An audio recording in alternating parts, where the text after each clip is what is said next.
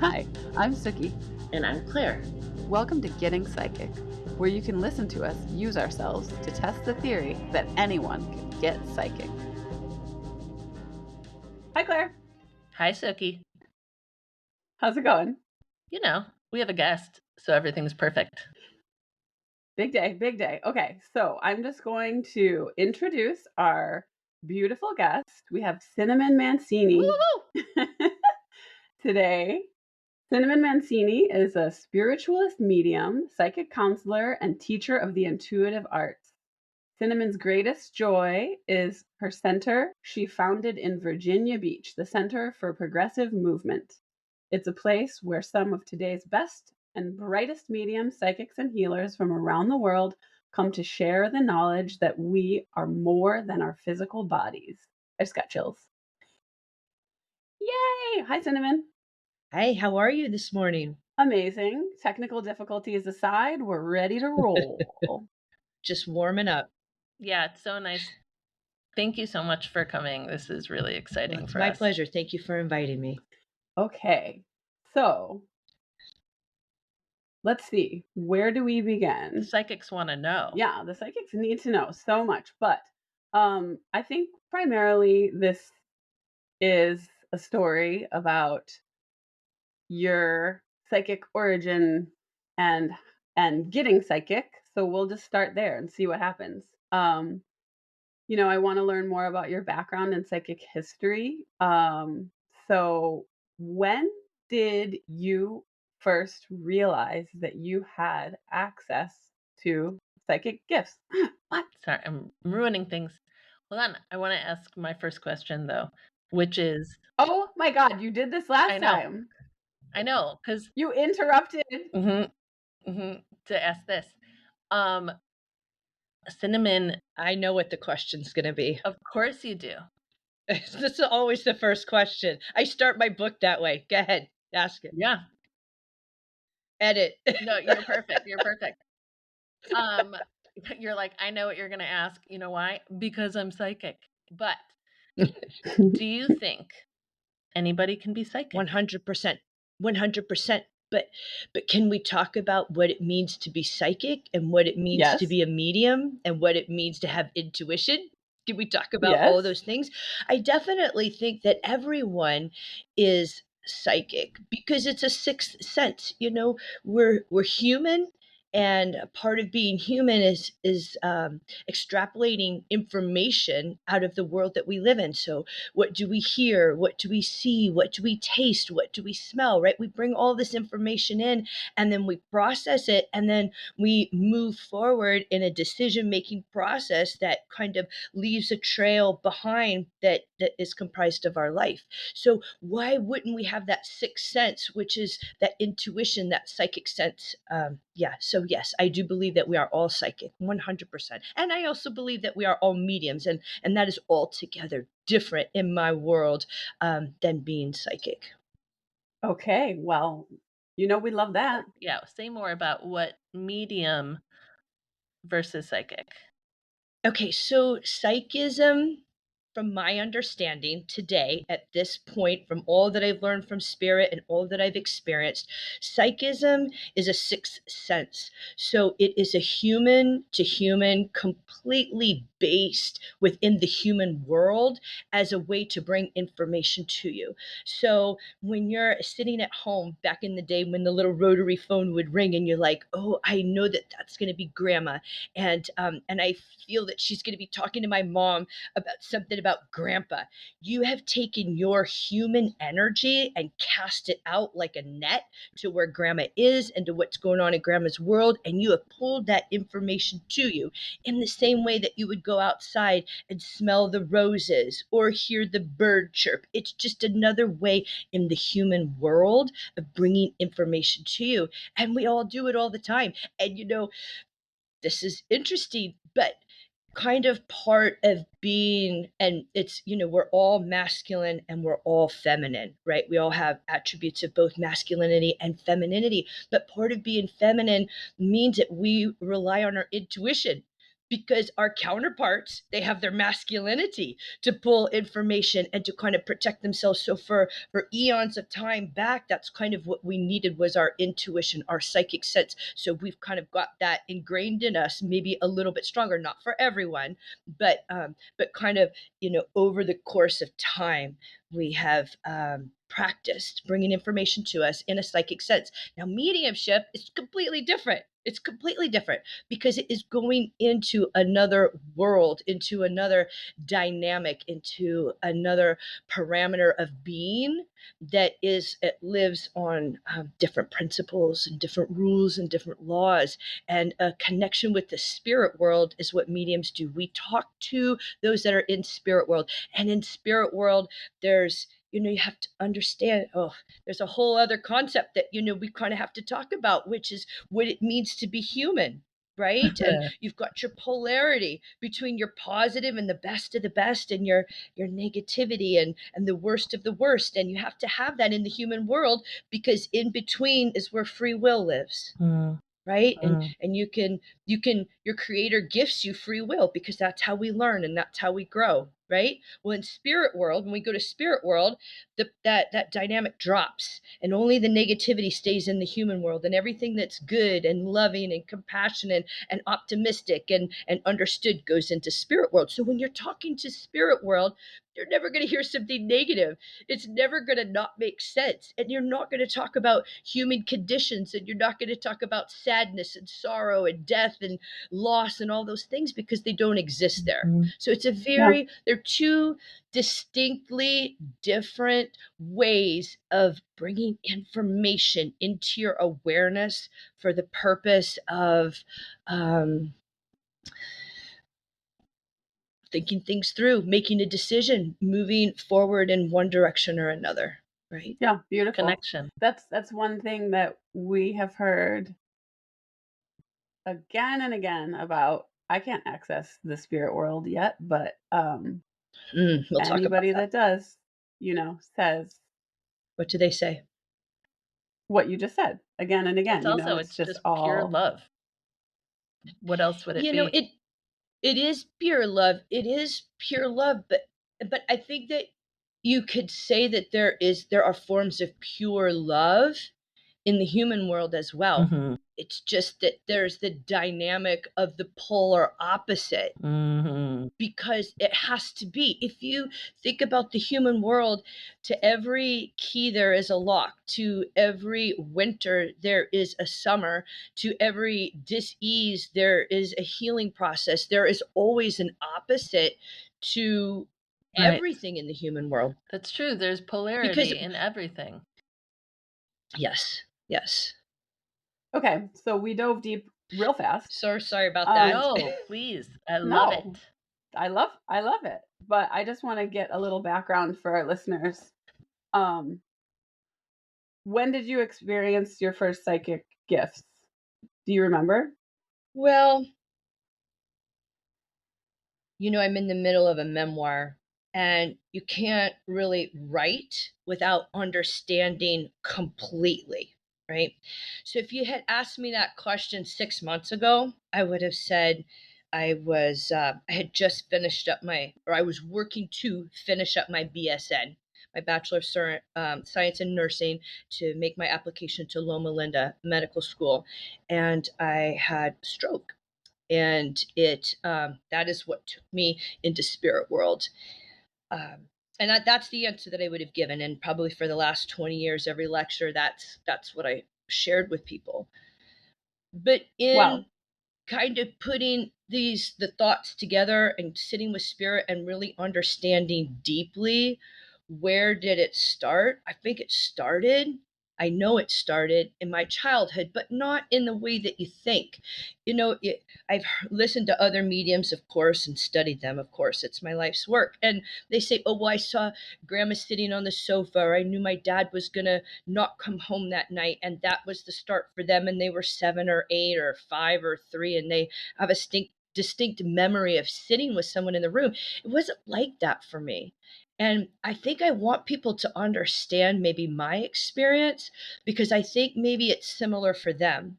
Because that voice of spirit it's so soft and so quiet and so true that I think that we all have always lived with it, and we know the right thing to do, or we know the right direction to go, but we also have the ability to overrun it and do what we want to do. But we also know if we get into trouble, if we just trust that inner guidance, that inner knowingness, that inner soul of who we are, then we get on to track very quickly, don't we? And I think we all know that. So I think it started for me like it does for so many in my childhood, and I was a product of the 70s where we drank from water, the neighbor's water hose, and we were gone all day and we didn't eat and we rode our bikes everywhere, and there was very little, if any, parental supervision. And when there was, it was like, I mean, I remember the TV at night at 10 o'clock at night. It said, "Do you know where your children are?" So there was a lack of supervision. And so, what else as a child did I have to lean on but that voice, Oh, that's that fascinating. still, Totally. quiet voice? You had to listen to the Yeah, intuition. beautiful. Amazing. Yeah. Claire and I, the whole time you were answering that question, were just like Oh, beaming ear to ear. because you Because it is, understand. and it's beautiful and profound. And I think really that part of that answer that brings me so much joy is that all of our listeners get to hear you say it. Mm-hmm. And it feels so good. Okay, so can you tell us about your daily practice as a medium? What's your job like? Well, I have private clients that I sit with pretty much on a daily basis. I sit with clients, and I sit with clients in Virginia Beach, and I sit with clients in Austin, Texas, and Chicago and California. It's interesting because back in the beginning, when I started the work to do the work professionally to help other people, not to just use it for myself, but to help other people, I had found an earthly teacher. There were other students, and they would say, "Cinnamon, how did you just go from being in a class one day to traveling nationally like the next?" I said, I don't know. I just, Spirit said go to Chicago in December. And I got in my car and I drove to Chicago in December. And it always just worked out. And then I'd meet somebody there, and they'd be from Allentown, and they'd say, "Hey, can you come see us in Allentown?" Like, sure. And I just kind of went in the direction that the voice guided me to go. And it just worked. You know what's wild about that Mm. is you're describing exactly how I met you. Oh, yeah. You won't remember this because you have a lot of people that you give readings to. But 4 or 5 years ago, I was in this weird place, and I wasn't exactly aware of the fact that I was receiving psychic messages, but I was in this spot where I was walking around saying, "I'm missing something. I'm missing something." And this is the funny part. I was repeatedly seeing moths of all shapes and sizes, and somehow to me, intuitively, this seemed psychotic to me at the time, and I would have never told this to anyone. Um, I intuitively knew that these moths that I was seeing, including one that was like the size of my head, showing up. Like when you have an animal show up for you, you know it's for you. That they were telling me that I was missing something. And one day in the middle of that, I had one of the few people in my life that I trusted sharing this kind of information with visited my house, and a moth landed on my shoulder, a big one. And I said, "Oh, hey." And then I just said, "Okay, I got to tell you this." I was like, "This is what's been happening." And she said, "Oh, I know what you need to do. You need to go to this thing called the Mind, Body, and Spirit Convention. It's next week here." And she was from out of town. And I said, "Okay, that sounds insane." So I bought my tickets and I went and I walked around and I just said to myself, I'm in the Mind, Body, and Spirit Convention, you go to them, is like filled with mediums and metaphysical stuff. And so I walk in and I just know what's going to happen is that I'm going to follow my instinct and talk to who I need to talk to. And I walked in and immediately it was you. And I was like, I'm going to have I had a like completely without planning, had a 15-minute reading with you. And I still have the recording. And it like changed the trajectory of my path. But all that to say, like sometimes you're following your intuition or the still your small intuition voice, and you don't exactly know it. Or know correct. why. But what a great like circle that is formed, that now I'm sitting here with you, interviewing you, and you're describing just that. Mhm. That's so fun, isn't it? Yeah. I think with spirit, we think that we as humans want to be so in control of everything, and that it's our duty to be in control of all of it. And what we don't understand is that when we surrender that part of it's not that we're surrendering us, we're surrendering the part of us that is human to the part of us that is soul. And the part of us that's soul knows so much better for us than the part of us that's human could ever. But we've got that internal dialogue with the ego, because in the human world, you've got to have the ego, because ego says you could do it when you don't believe you can. And so it's kind of this struggle between, listening to that still small voice that you're like, I don't know. Okay, I'm going to Chicago. I don't know why I'm going to Chicago. It's like the middle of December. I'm going to drive my car into a snow blizzard, which I did, which I totally came out of, and everything was fine. Met really amazing people, did some really amazing work, and made it back. But not understanding what it was all going to be about. It's like you're not surrendering, you're not giving up control. That's not the proper way to look at it. You are letting go of the human self and stepping into the soul self. And you don't have to know what the outcome is. You don't have to know what the outcome is. You just have to follow the path that illuminates in front of you. Just follow that yellow brick road, right? That's just what you get to do.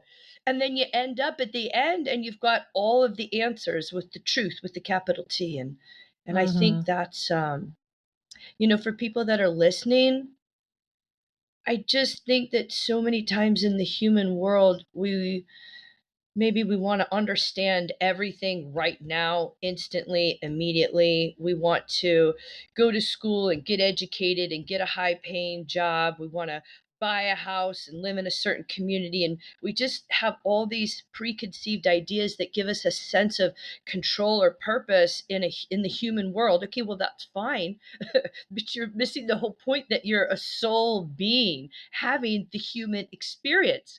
So let's not play the human game. Let's play the soul game, and then have all the abundance that comes with a relationship to something greater than the humanity. That's beautiful. Love it. What do you, out of based on that, or continuing from that, what has spirit told you about why we choose to have the human experience as souls? Like, why do we become human? Well, I mean, maybe the best way to look at it is, well, why did you go through third grade? What did you learn in third grade? Mhm. Not much, I tell you what. That is, well, you had to have learned something. Maybe it was to stay away from Jimmy Smith because he likes to pull your hair because he thinks you're cute. I mean, I don't know. What did you learn in third grade that helped you to be better in sixth grade? And then what did you learn in sixth grade that helped you to be better in eighth grade? And then what did you learn in eighth grade that helped you to be better, in 12th grade? And then what did you learn at 18 that helped you to be better at 22, and so on and so forth? It's just the progression. It's the evolution. It's the experiential. Like if I sat down and wrote a 3-page story, a fictional story, well, it's a much different experience to write about a story in 3 pages than it is to actually have that experience. So you're having the experience. It's just not an idea or a concept. It's an actual experience. And you learn and you grow and you evolve. And isn't that, when I was thinking about today, with spirit, and one of the things that maybe people could think about in a different way is, why do we have those trials and tribulations in the human world? What are we supposed to be doing with our time here other than loving, giving love and receiving love? Okay, that's at the top. But then what else are we doing here? We're taking our negatives and turning them into positives. I mean, that's what we're here to do. Brene Brown says we are meaning makers. That's what we humans are. We are meaning makers. And I do align with that truth. But is the truth. We take our negatives and we turn them into a positive. And that's what we're supposed to be doing with our time here. And that's how you learn and that's how you grow. And that's how you get both sides of the coin, right? Mm-hmm. Yeah. If you're walking down the street and you walk into it and a car runs you over and takes your legs, that's your negative.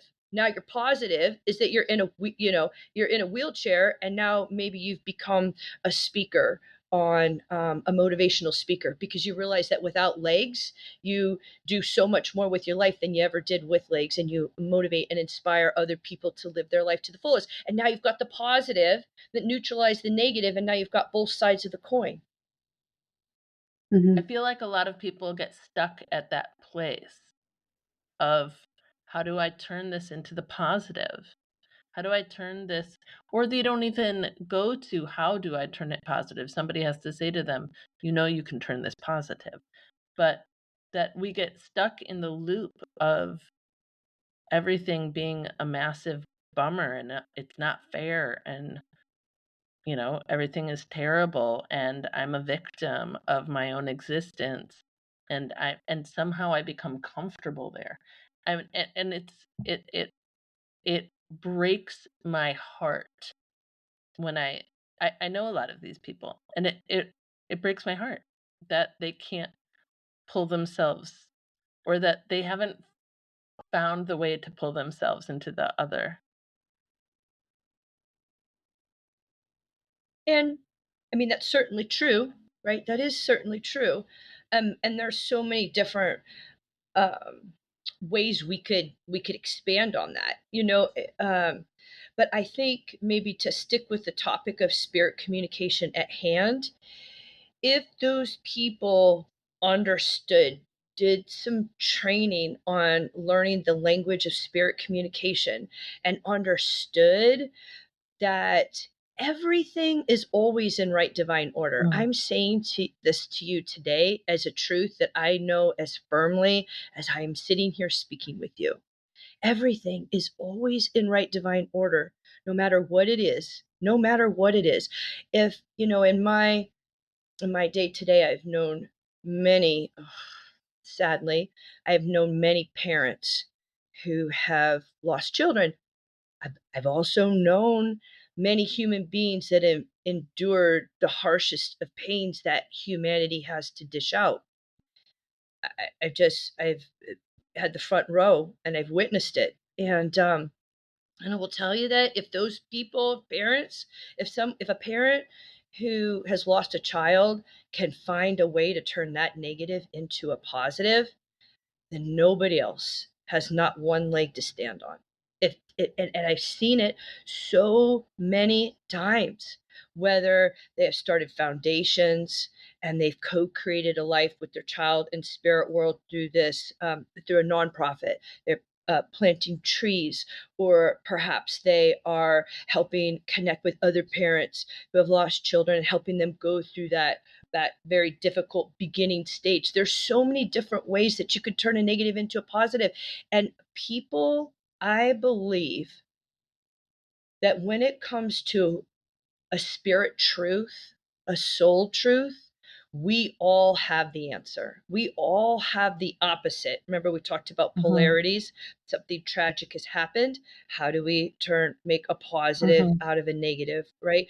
I think we all have the answer. Mm-hmm. But however, in addition to that, as a human race, way back in time, we protected the weak or those that we perceive to be the weak, the whole tribe would protect one of the weak because we were powerful in numbers.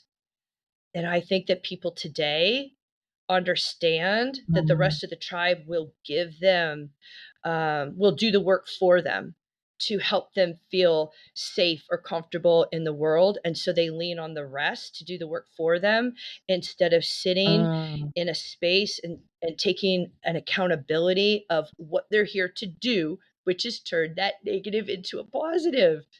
And I think some people just, do I think that they don't know that they're supposed to be doing that? I think they do know. I think they all know that they're supposed to be doing that, but I don't think that they all know how to do that, Okay, yes.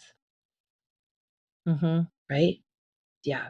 And just to go even like a little bit sidestep, Ray Dalio wrote a really good book called The Changing World Order. And he did research on the last, I believe it was the last 5 dynasties, that when they came out of power, what it looked like to come out of power as a nation, to come out of power, and then what it looked like to be a rising nation to come into power. In the United States, we are absolutely on the decline. There are 5 steps that take us out of power. And we, according to Ray Dalio, are on step number 4. By step number 5, we're completely out of power and the new world order has come in, right? And so, okay, so if you think about that, that is what's going on humanistically, right? So a lot of people are there's going to be much more strife and much more struggle because as a group of Americans, we're on the downhill. So we've got lots more lessons to learn. Right? As opposed to our counterparts in the 40s and the 50s when we were on the incline. And it was much easier. There wasn't as much strife in our country. Anyway. That's fascinating. So there you Laying are. it down. Yeah. Laying it down for the psychics. Okay, can I dig more in a little bit more into okay, we just glossed over this. Can you please talk more about how your stroke opened up into your psychic gifts? Oh, Or sure. your mediumship? Oh, sure. Okay, so, and I want to preface this by saying I'm just a bit hard-headed. Okay, Spirit had been pulling me on their path, and I'm a little bit hard-headed. I don't want people out there to think that they've got to have a stroke to open up to Spirit, because Gotcha. I did that. You don't have to. I'll tell you put that disclaimer. Yeah, I'll tell you everything I know, so you don't have to go through that. But I was I am born and raised in Los Angeles, California, and grew up in a little town called Bellflower, right outside of Los Angeles. My dad worked in Los Angeles proper, and he was an electrical engineer scientist, and my mom was an attorney. And so, in my world growing up, you did not talk to Spirit. And in fact, I was raised by an atheist, so we really had no religion, little to no religion in my house growing up. So the idea of even inquiring about a God or inquiring about another world, like, you just didn't do that in my family. And if I had told them, so as I kind of went down the timeline, just little things, little strange things would happen. Like one time I was sitting with my husband, and I want to say we were in our 20s, somewhere maybe mid 20s, and we were just sitting out back, and we had 4 children at the time, and they were all in bed, and we were sitting out back, just the 2 of us. And his grandfather, whom I had never met, he died of alcoholism at 52, and he came, and I just channeled him. And everything that he was feeling, all of his personality was all inside of me. And I shared it all with my husband, maybe like 45 minutes worth. And then I went into the bedroom and I slept like all the next day, like that night. It sounds exhausting. It's so exhausting. And we never talked about it. It was never like, hey, that was so cool. Like you got something here. We didn't talk about it. And then other little things. Hang on a second.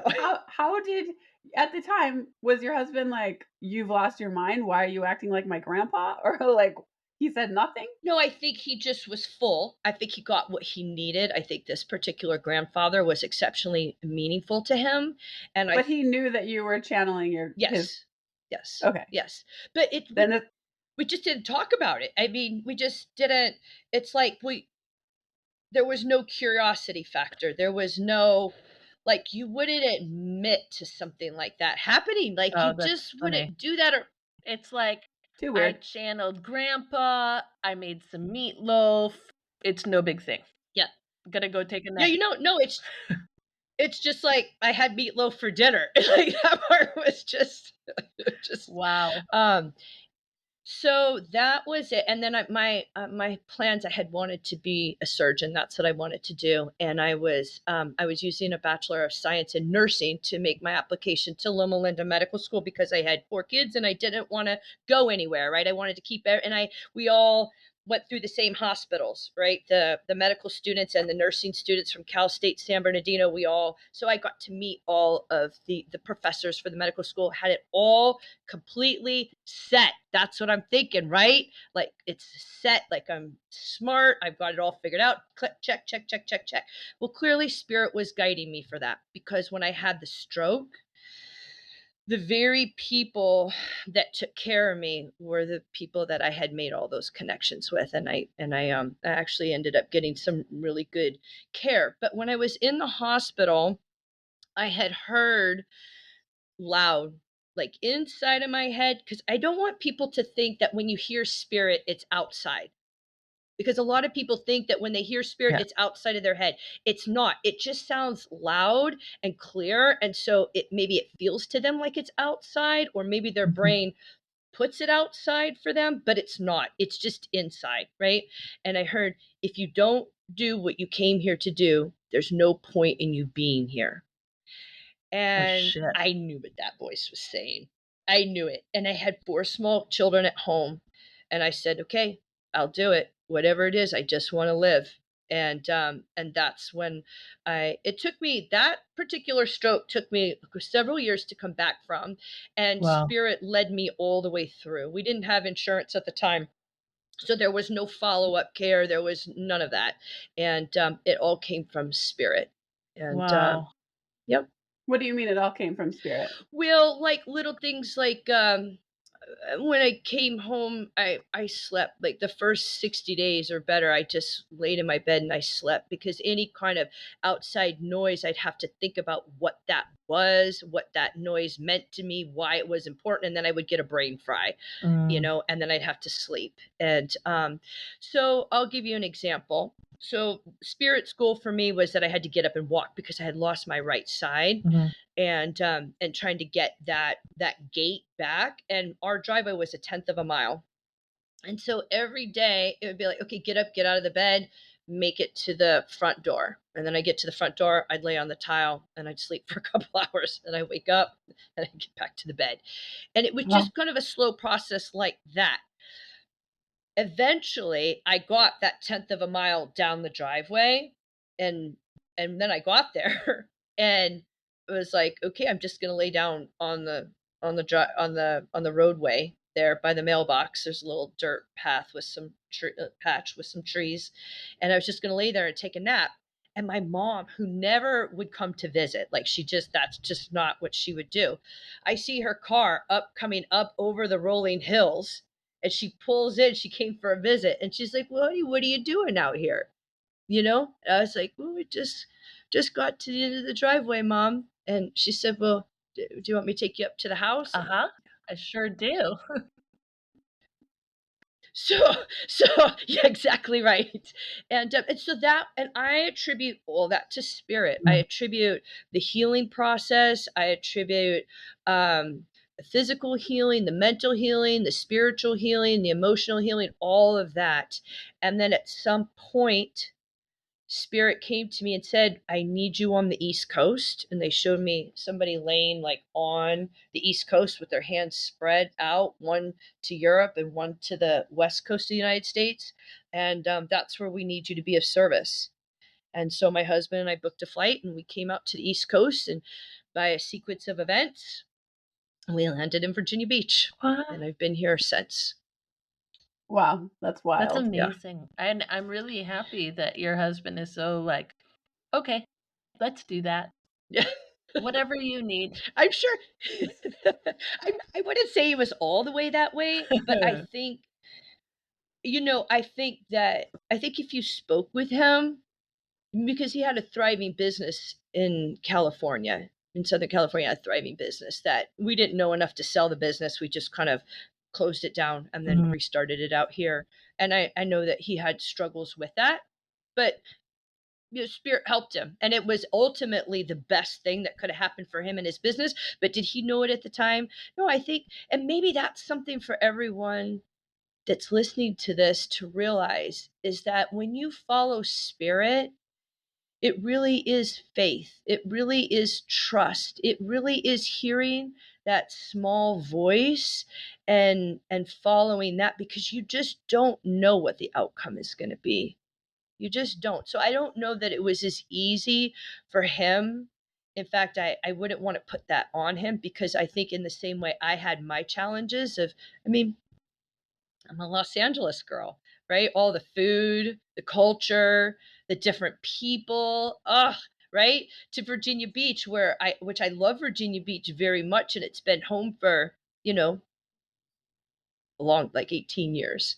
Um, it's not home, Mhm. like it's not Los Angeles. So it definitely, it was, but it turned out to be the best thing for us. Mhm. And Spirit knew what direction to take us into for all those reasons, I guess. Amazing. Thank Totally you so amazing. much for sharing that with us. That was beautiful. I mean, I just need to say, like, you're a badass, obviously.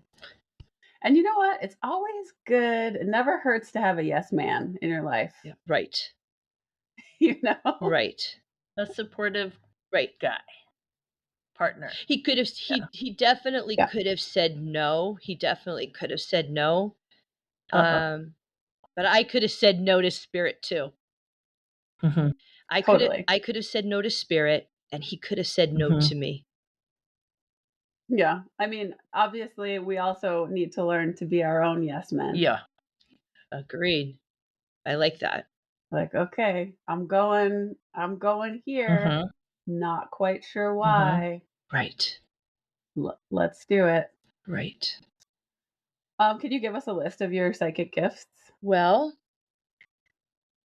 I could think for sure of one, is that I follow Spirit, right? So, in whatever capacity that is, I follow Spirit. And I would say that when I sit with someone, my prayer is always the same, and it has never changed, which is, God, please allow me to be the vessel for Spirit, so that I may be of service to whomever is across from me.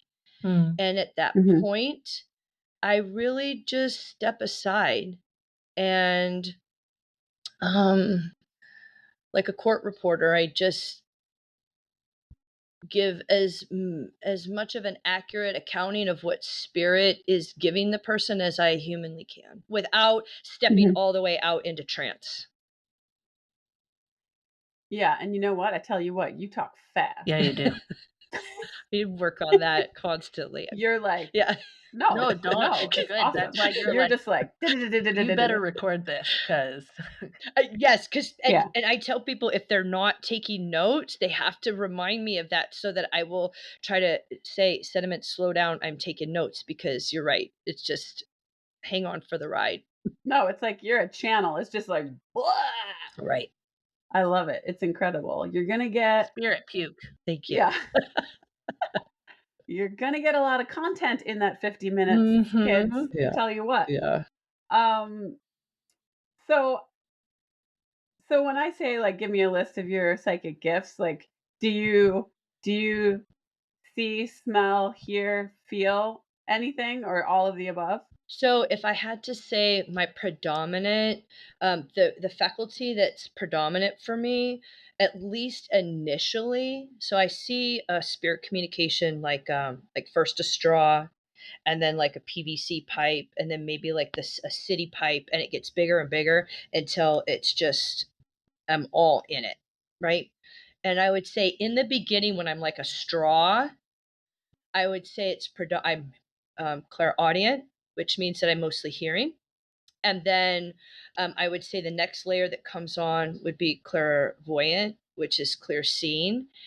And then they all just, the bigger the PVC pipe gets, which is like the energy of spirit, like coming in, I think it's more just claircognizant, that you just know what you know, what you know, and you're not even, I think the best way that you could answer that question would be just to listen to a session and hear, what am I saying? Am I saying that I'm hearing this? Am I saying that I'm seeing this? Am I saying I'm feeling this? Because what happens as the PVC pipe gets bigger, they're all of the faculties. All you're utilizing every single sense to where it's just claircognizant. It's all of them. And you just Love that. know what you know, what you know. I love that.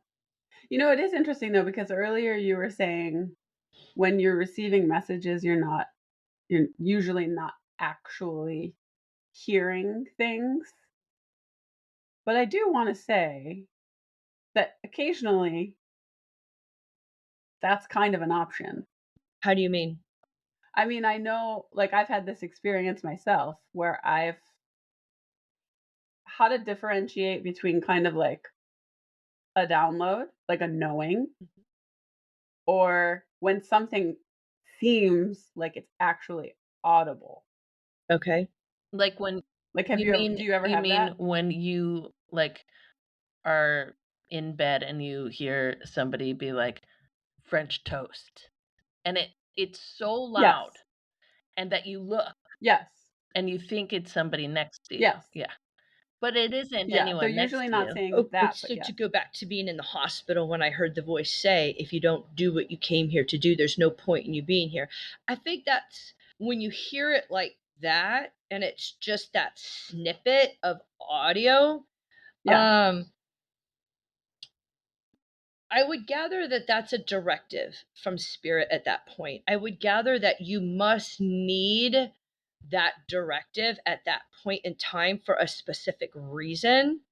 Yeah. Because to me, spirit is not always directive.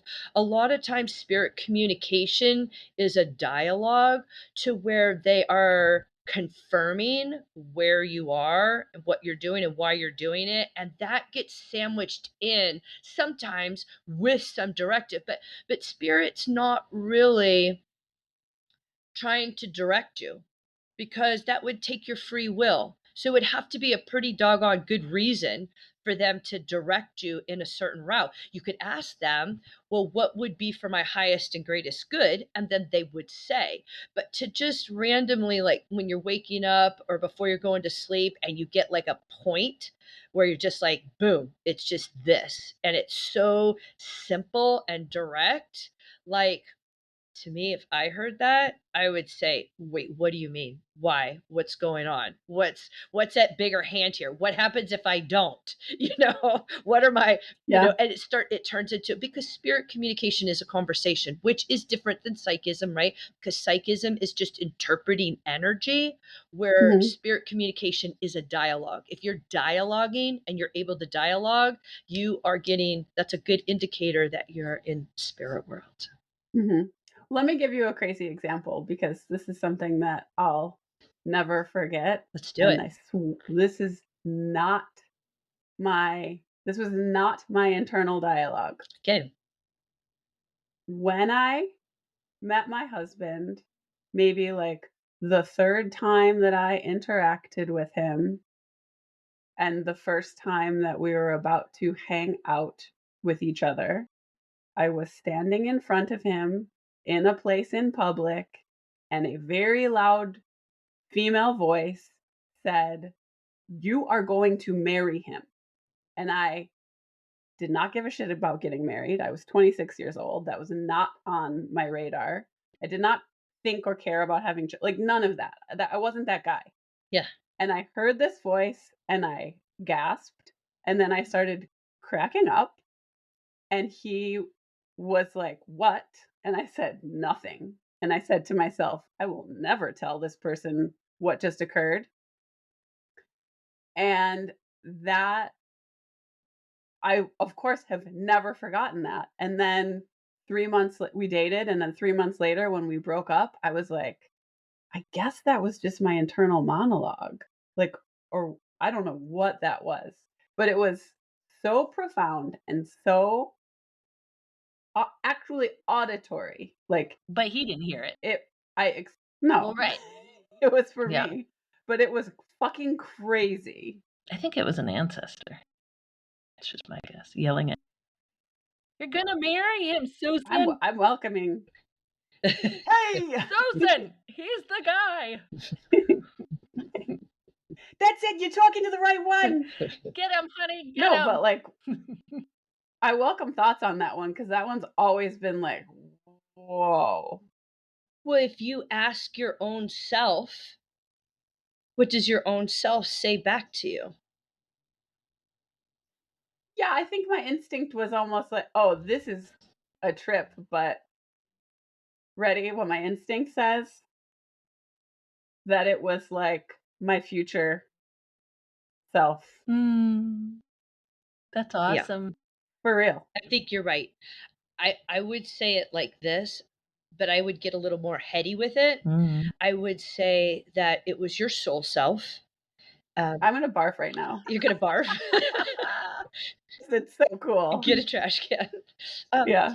I would say that it was your soul self. You know, if we are spirit beings having a human experience, we should expect that our soul self can travel easily up and down the timeline, which is so hard to predict time, you know, from the perspective of a medium, right? You try to anchor time down as best as you can, but that's always a battle that you're fighting when you're getting information because of because there's no time in spirit world. So I would suggest to you that there was a level of excitement on a soul level because you could sense the good and the joy that was coming to you, and even the reunion of someone that you made a contract with before you ever Yeah. even came. And so kind of that excitement of seeing someone you hadn't seen in so long and knowing what you're going to be doing together and having on a soul level that excitement. Oh, that's so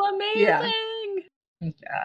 I know. That actually makes it I always thought it was incredible. And of course by this point I've told him, but uh that just makes it even more beautiful. And thank you for asking me to say what I thought it was.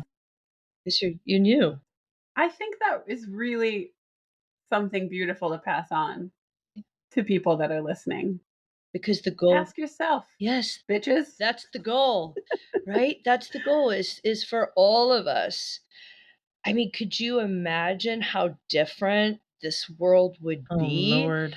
if we all even just knew that that was a tool in the toolbox that we could just pull down? Like, that voice is so easy to run right over. It just is so easy to run right over. But if we all knew that there was that still small voice that we could listen to, that would guide us, that had our best interest at heart, that loved us, that wouldn't take us anywhere that wasn't for our highest and greatest good, if we at least knew that that tool was there in the toolbox, just that alone would change the planet. I know. Yeah. Do you guys have any tips about some sort of practice to access your higher self if anyone wants to You know, I try? would say so. I've had the blessing of working with students through the Center of Progressive Movement. I've been on hiatus for a little bit, but there was a time we had a couple hundred students, and they would come from all over to come and learn and grow their psychic and mediumship skills. And so I got to really watch how people unfold and their development and their development process. And I would say that the students, out of 200 people, we had 13 that pretty much attended every guest teacher we had, every class.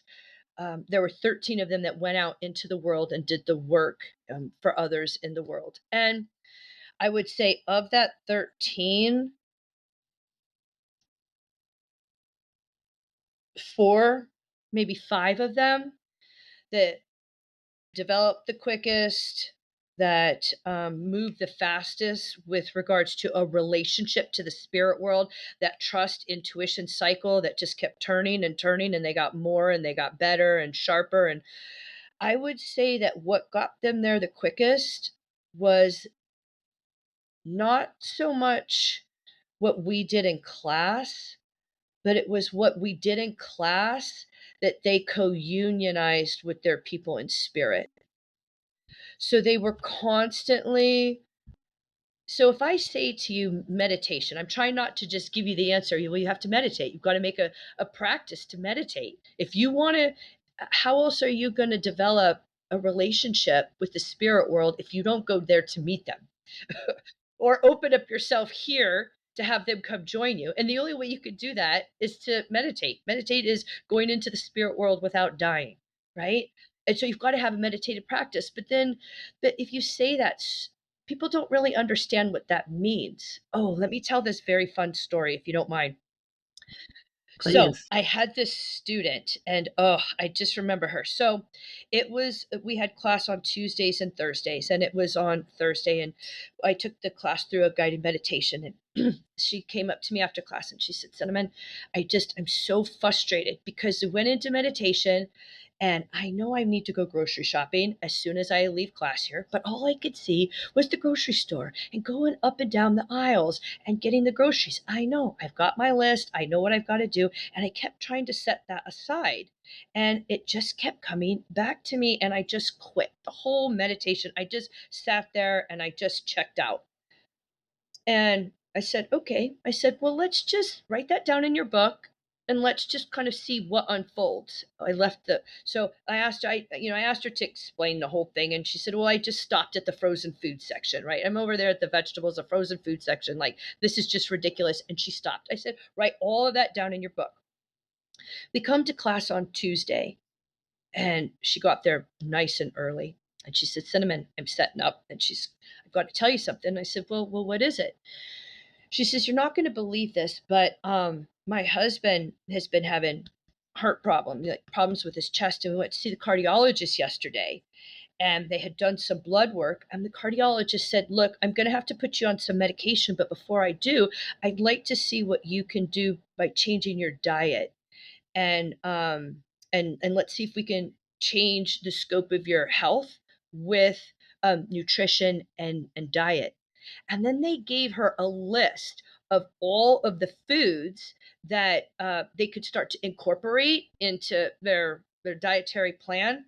And the one that stuck out to her was peas, because peas are a natural blood thinner.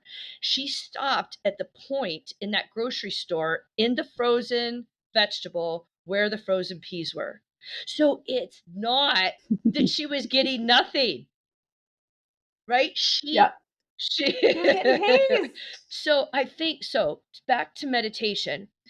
So if you've ever sat with me, which I know both you ladies have, and we talked about it a little bit earlier about how fast it comes.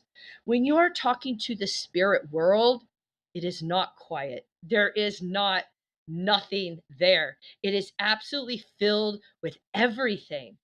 All truths, all understandings, all. It's like you can't see the forest for the trees. All the information is around you.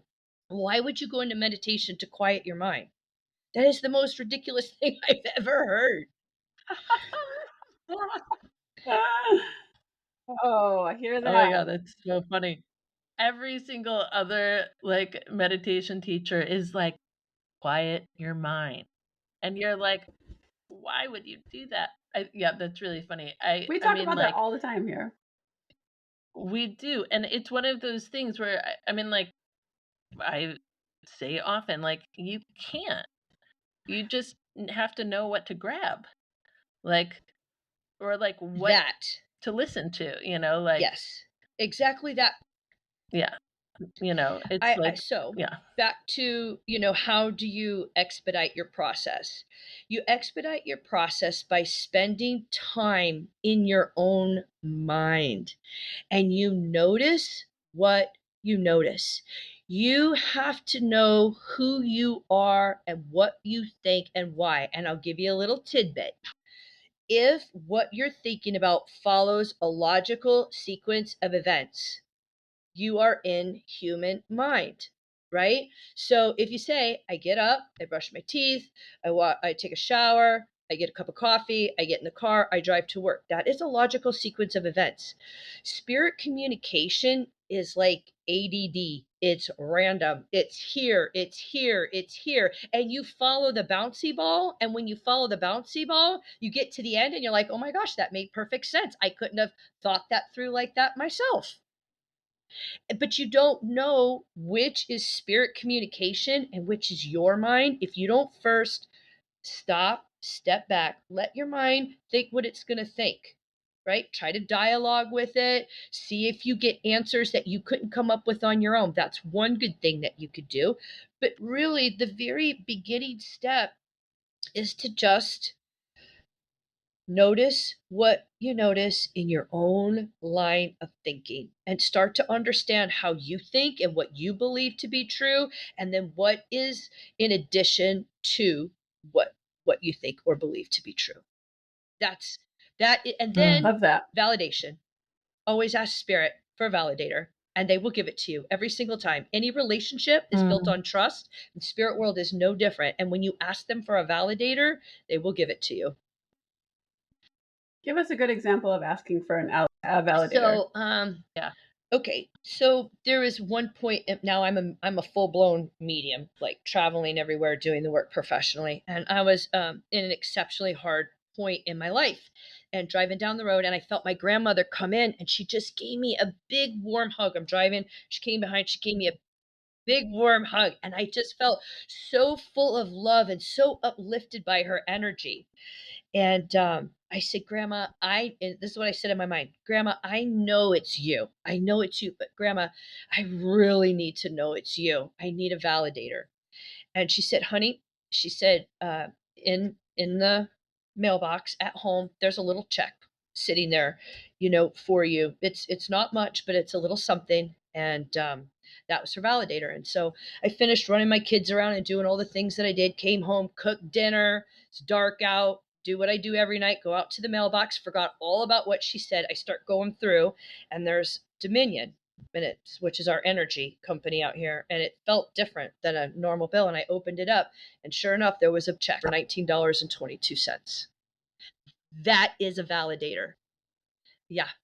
That's so crazy. That is a validator. Love that. And I would have had no way of knowing that we got that little refund from the electric company. No.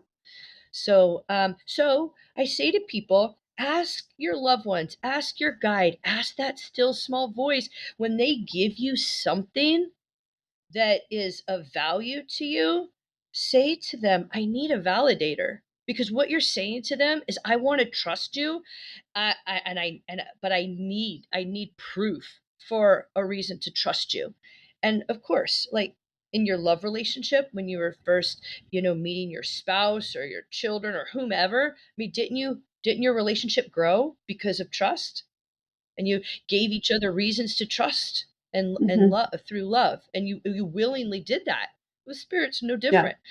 So I call it, I say I got it from spirit, but we call it the trust intuition cycle.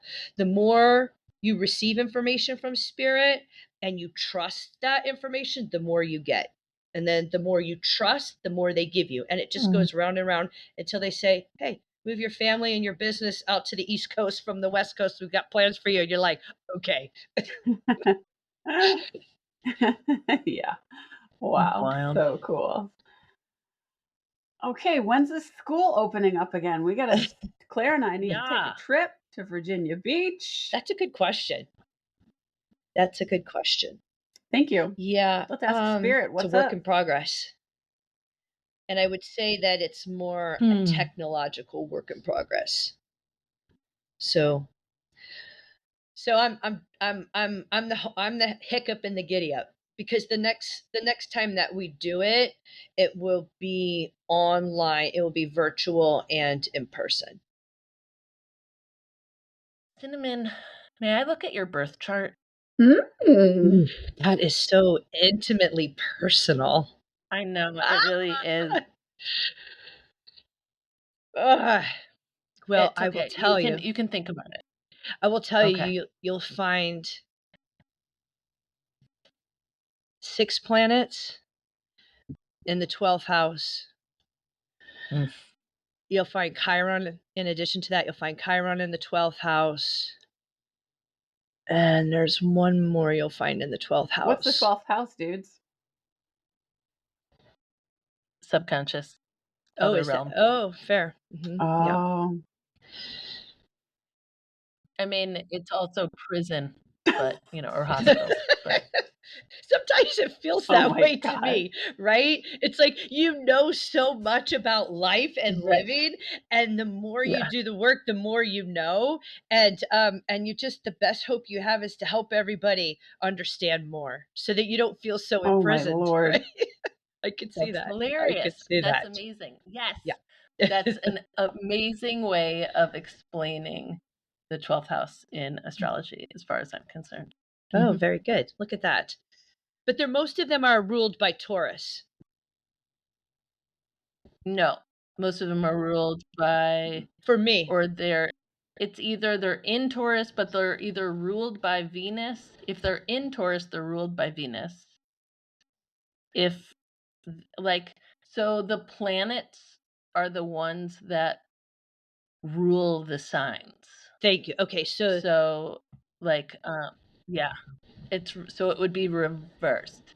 If they're all in Taurus, then they are all ruled by Venus. okay, very good. If that makes sense.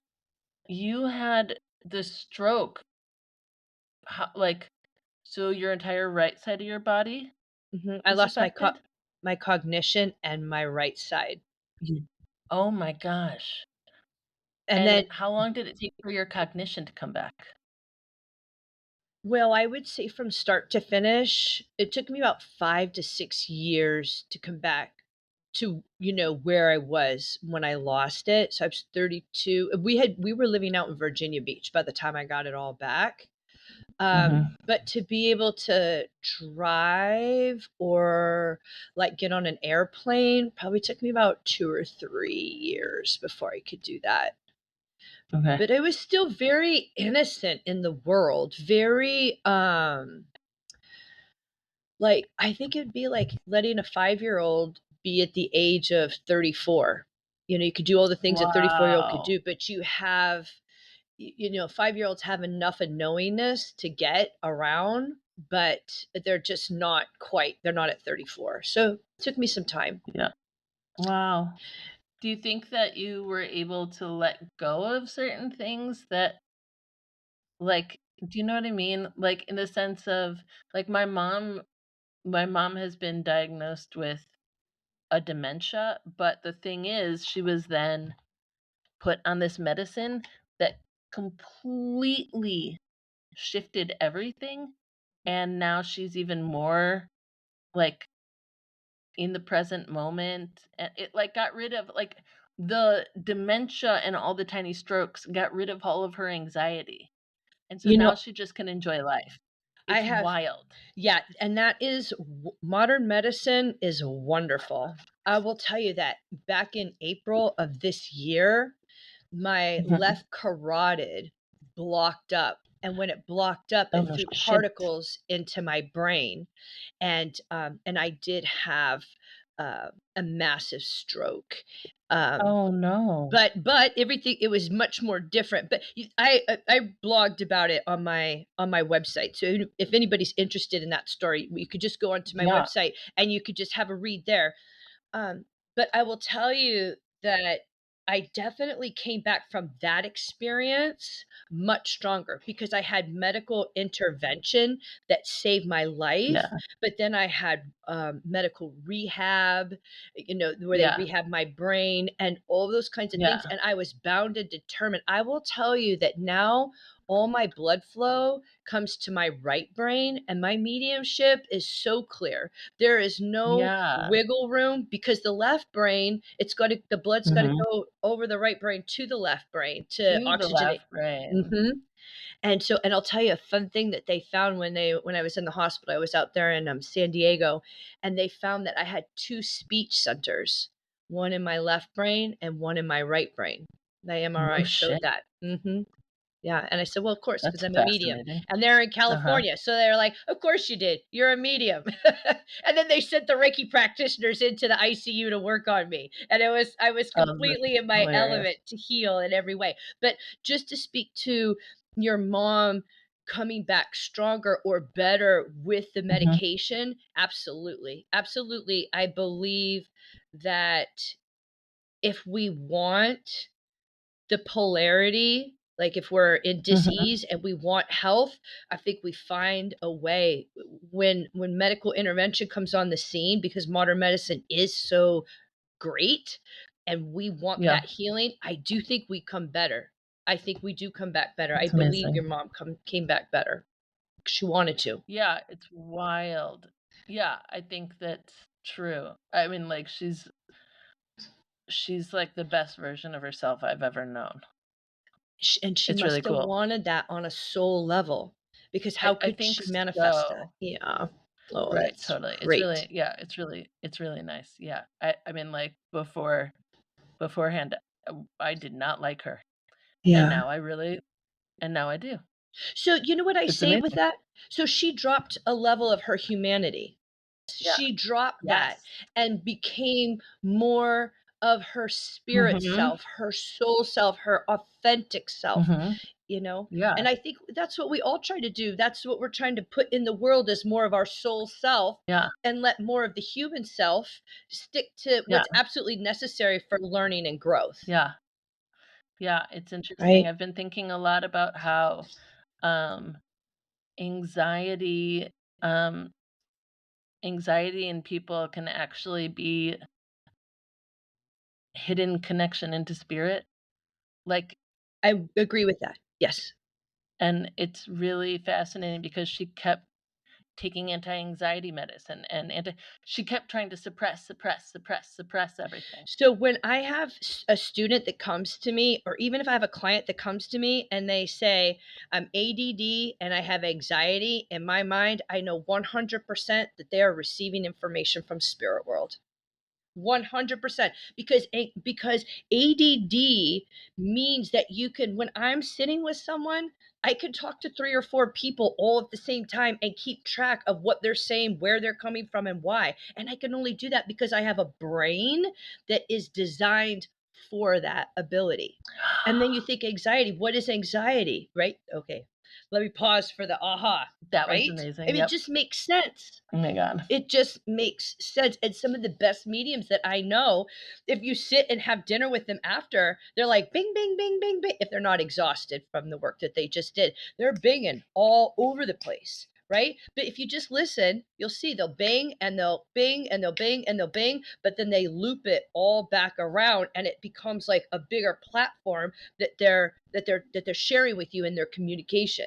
And to me, I'm like, yeah, of Wow. course, that's a brain that's hardwired for spirit communication, Oh my god, and then of that's course so. anxiety. Mhm. And then you've got anxiety. What is anxiety? You're sensing, you've got information that's coming to you, and it's impressing itself upon your emotion, on your body, and but you don't know what to do with it. You don't Right. you don't We've understand it because you've never learned to work with it. Right, we've never been taught how to process information in that way, or that kind of information. Okay. What's up with your name? That was the first question I thought you were going to ask. So there is a song by Neil Young, and it's called Cinnamon Girl. And that's how I Oh, got my yeah. name. Oh It's my super goodness. groovy, such a hippie Aw. Yep. song. And Yep, sure and is. my mom was flower power straight out of Santa Barbara and then Long Beach, and she was a teenager, and that's how I got it. Oh God, I love that that's the answer. Like 19. I'm not young, but like 19. You know, she was like all into Gidget and that hippie vibe and the beach and the surfing and all those kinds of things. And that song just sang to her. And you were her cinnamon girl. Yeah, That's so that's cute. right. Love that. Maybe we should That play is that. so We'll play cute. that in the closing credits. Uh, I think so. there's a O Negative is a band, a rock band, and I think they redid it. Yeah. Yeah, unfortunately, I'm Are familiar with you? that. It's funny. That's I mean, I know what that my band blood is. type.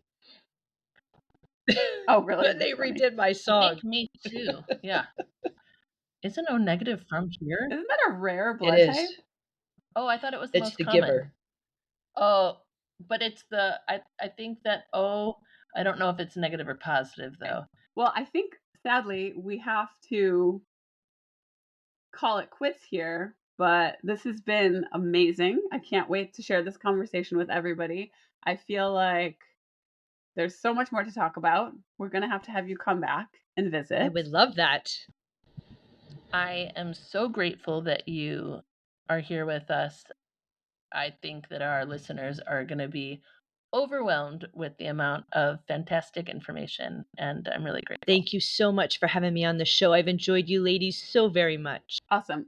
Where can people find you? The easiest place to find me is on my website. My name, Cinnimon Mancini, MANCINI.com. Which Perfect. we will have linked. We will have linked in the show notes, and I can't wait to share this with everyone. Thank you so much. Ta-da! Bye. I'm so sad. Bye, Cinnamon. Bye, Sophie. Bye, Claire. Thanks so much for listening. We hope you enjoyed today's conversation as much as we did. Be sure to subscribe and follow us wherever you get your podcasts so that you never miss a new episode.